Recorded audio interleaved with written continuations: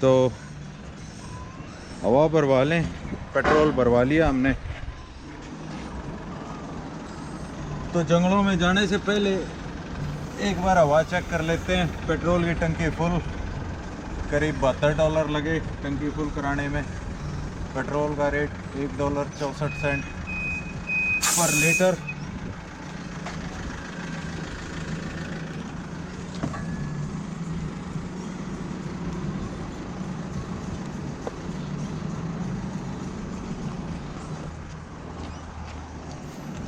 जैसा कि आप देख रहे हैं कि सारे काम खुद ही करने पड़ते हैं यहाँ। ऐसा नहीं है कि गाड़ी ले जाके खड़ी कर दो, चल भाई हवा भर दे, चल भाई पेट्रोल भर दे। और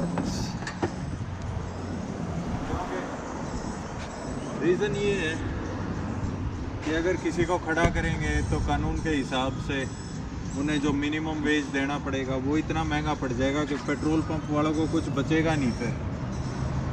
इसलिए वो इस तरह की सर्विस प्रोवाइड नहीं करा सकते कि किसी को खड़ा कर दें जो हेल्प करें कार वालों को पेट्रोल भरने में, हवा भरने में, पानी भरने में। गाड़ी काफ़ी मैली हो चुकी है।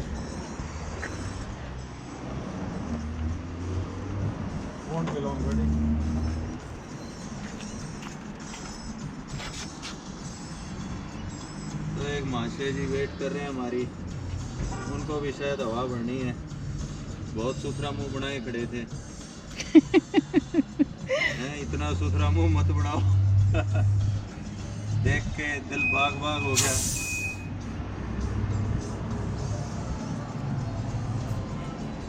किसी ने ठीक ही कहा है, चाहे दिन कैसा हो, अच्छा हो, बड़ा हो, शक्ल अच्छी रखनी चाहिए। Thank you. अच्छी है, बहुत अच्छी है आपकी। आप लोग भी अच्छी है ना। Thank you. मैं इंडिया का। कहाँ के हो आप? दक्कन हैदराबाद। दक्कन हैदराबाद के माशा जी मिले हमें। आपका नाम? मेरा नाम? हाँ। मेरा नाम। और ये हैं अफ़गानिस्तान से। मैं इनकी बात से पहचान गया इनको। मैं दक्कन हैदराबाद से हूँ। अच्छा, मेरे को आपका जो बोलने का लहजा है, मेरे बहुत अफ़गानी फ्रेंड है, तो मेरा जो कलीग है वो अफ़गानी है, वो आपके जैसा हिंदी बोलते हैं, बिल्कुल सेम टू सेम। मैं दक्कन हैदराबाद से हूँ। अच्छा अच्छा अच्छा, ये दक्कन हैदराबाद से। आपका नाम तो बताइए। हाँ, अहमद जी हैं हमारे साथ दक्कन हैदराबाद से। तो अहमद जी आपसे मिल के अच्छा लगा। तो हमारी रेट करी है, हमने हवा डालो। हाँ, ये इन्होंने हमारी वेट करी। तो चले फिर आगे बढ़ते हैं जी। ओके जी। तो हिंदी काफ़ी एक पॉपुलर लैंग्वेज है। कई बार हमें लगता है कि हिंदी में कुछ भी बोल दो, सामने वाले को समझ नहीं आ रही। पर ये समझ गए। तो चलिए अब आगे बढ़ेंगे। अब लगा लो आप। ज़्यादा कोई स्टॉप है नहीं, बस एक दुकान से एक मैप और उठाना है हमें फ्लिंडर रेंजेस का, और उसके बाद हम निकल जाएंगे फ्लिंडर रेंजेस की तरफ। तो दिन आज का कैसा है ये मैं ऑन कर लूँगा, कोई बात नहीं।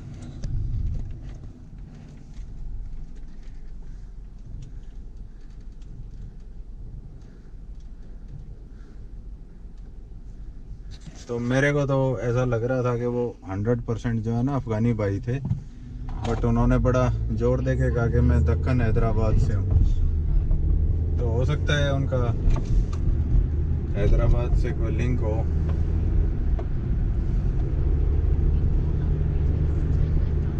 मेरा जो एक कलीग है वो अफ़गानी है, हज़ारा कम्युनिटी से। अब यूँ नहीं पता मेरे को 100% हज़ारा कम्युनिटी से है या नहीं है, बट जब वो हिंदी बोलते हैं तो बिल्कुल ऐसे ही लहजे में बोलते हैं जैसे कि ये जो भाई साहब मिले थे थोड़ी देर पहले ये बोल रहे थे।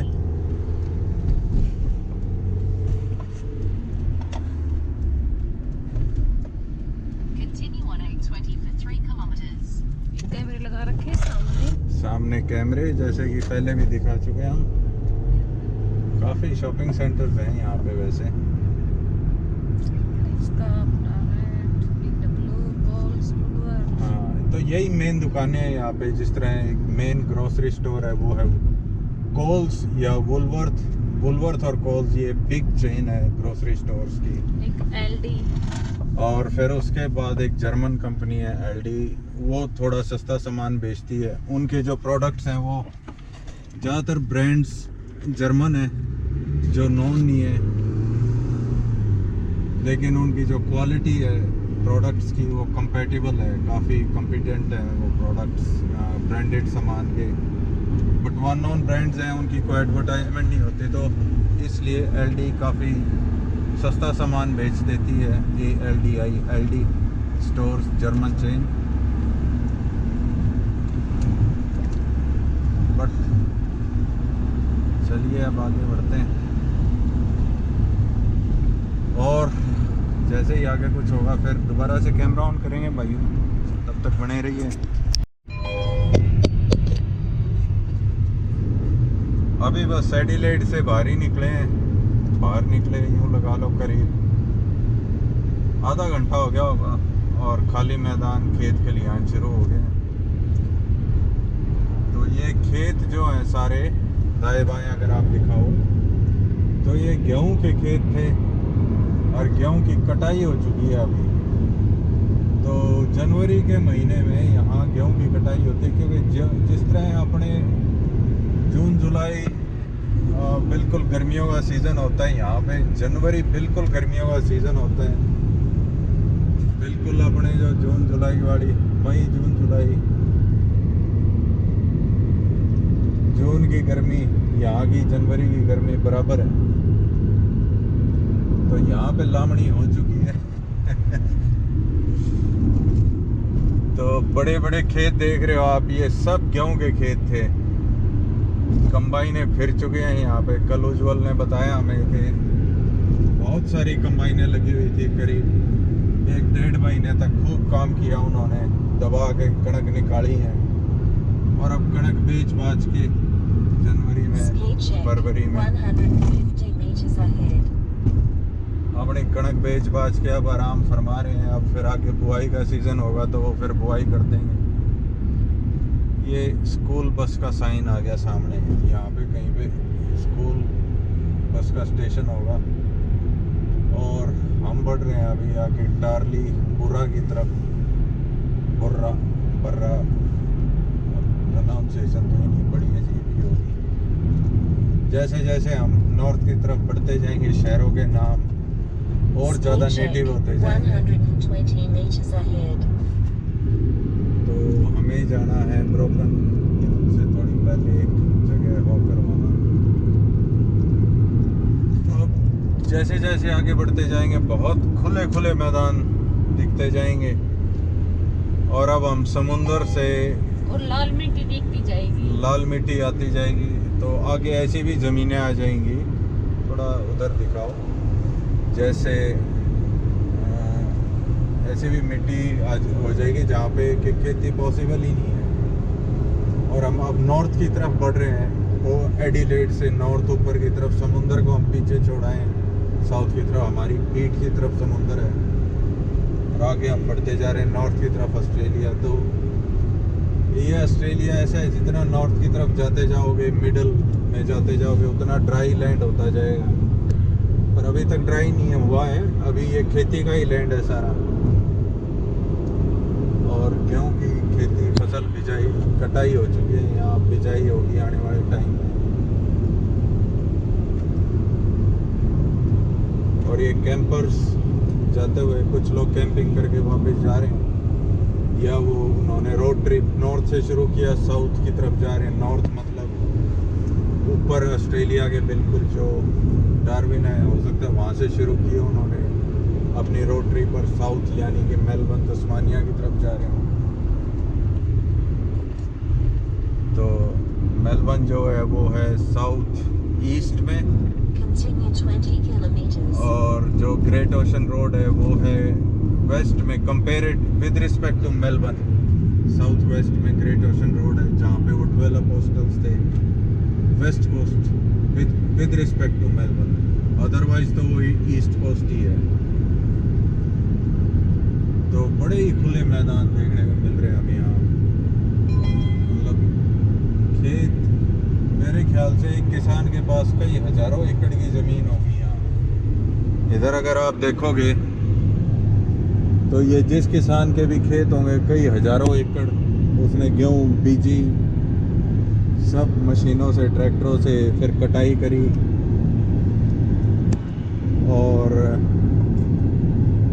अब वो बेचने के लिए कंपनी के साथ, जिसके साथ भी करार होगा, या वो जो फ्री में जहाँ पे बेचेंगे, या वो अपने सेलर्स में भरेंगे। तो बड़े बड़े सेलर्स हैं यहाँ, वहाँ पे जाके भर लेते हैं। ये फार्मर यूनियंस हैं उनकी। तो यहाँ पे भी फार्मर यूनियन है, ऐसी बात नहीं है कि यूनियन नहीं है यार, बड़ी स्ट्रॉन्ग यूनियन है, होनी भी चाहिए। और आगे जहाँ सही दाम मिलेगा वहाँ बेचते हैं। तो ये सब गेहूं के खेत, और जहाँ पे खेत होते हैं मेरे को बड़ी एक तसल्ली सी रहती है कि कम से कम यहाँ पे कंगारू नहीं होंगे। क्योंकि जिस तरह हमारे किसान लोग नील गाय को देखते ही भगा देते हैं आगे की तरफ, और नील गाय का एक और नाम होता है, सरोज याद है? नील गाय का एक और नाम होता है, मेरे माइंड से उतर गया। रोज। तो जूली जी ने याद दिलवाया, रोज होते हैं जिस तरह हमारे, उनको आगे दिखा देते हैं हमारे किसान के, भाई जाओ आगे, मारते ही नहीं उनको। और उसी तरह जब ये खेत आते हैं तो मेरे को लगता है कि जो कंगारू या उसकी फैमिली को यहाँ आ गई होगी विचरती हुई, उसको आगे धका देते होंगे, आगे भेज देते होंगे किसान लोग कि भाई आगे जाओ, कि हमारे खेतों में ना नुकसान करो। तो जैसे ये खेत आते हैं तो मेरे को बड़ा एक तसल्ली सी होती है कि भाई अब कंगारू तो नहीं आएंगे कम से कम गाड़ी के आगे। तो ये काफ़ी शानदार नज़ारा चल रहा है हमारे सामने, दूर ही दूर तक खेत ही खेत।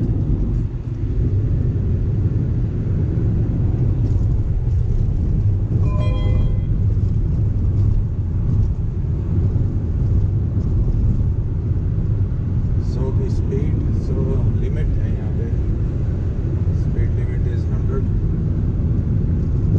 so we can't drive any more faster than 100 km।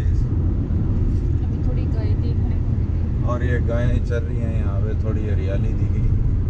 वो तो ऑब्वियस है, जहाँ पे किसान होगा साथ में कोई छोटा मोटा पशु का काम तो होगा ही, निरापुरी खेती थोड़ी चलती है। किसानों का, दुधारू जीवों का तो बिल्कुल एक अटूट संबंध रहे। तो ठीक है, फिर बने रहिए, आगे जैसे कुछ नया होता है फिर ऑन करेंगे।